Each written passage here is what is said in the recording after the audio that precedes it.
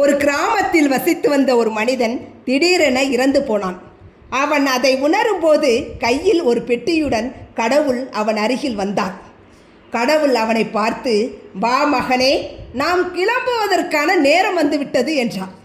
மனிதன் உடனே, இப்பவே வா, இவ்வளவு சீக்கிரமாக வா, என்னுடைய திட்டங்கள் என்னாவது என்றான்.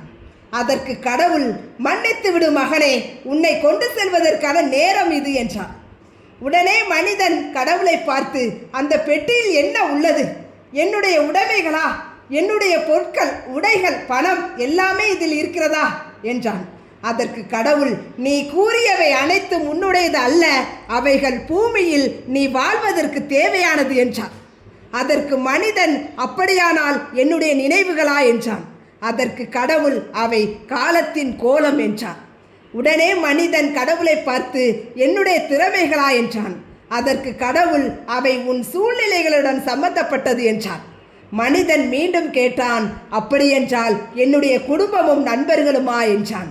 உடனே கடவுள், மன்னிக்கவும், குடும்பமும் நண்பர்களும் நீ வாழ்வதற்கான வழிகள் என்றார்.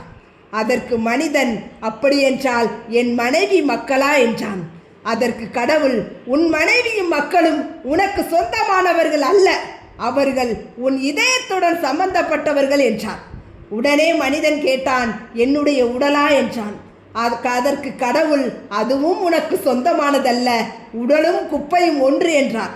உடனே மனிதன், என்னுடைய ஆன்மாவா என்றான். அதற்கு கடவுள், அதுவும் உன்னுடையது அல்ல, அது என்னுடையது என்றான்.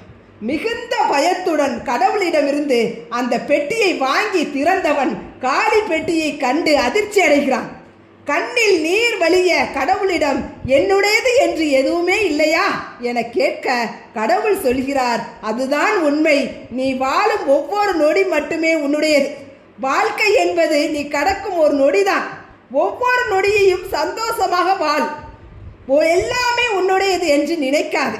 ஒவ்வொரு நொடியும் வாழ், உன்னுடைய வாழ்க்கையை வாழ், மகிழ்ச்சியாக வாழு, அது மட்டுமே நிரந்தரம் என்றார். ஆக நம்முடைய இறுதி காலத்தில் நாம் எதையுமே கொண்டு போவது கிடையாது.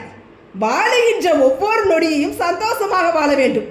நம்மால் முடிந்தால் மற்றவர்களுக்கு உதவியாக இருப்போம், இல்லை என்றால் யாருக்கும் தொந்தரவில்லாமல் நமது வாழ்க்கையை வாழ்ந்துவிட்டு செல்வோம்.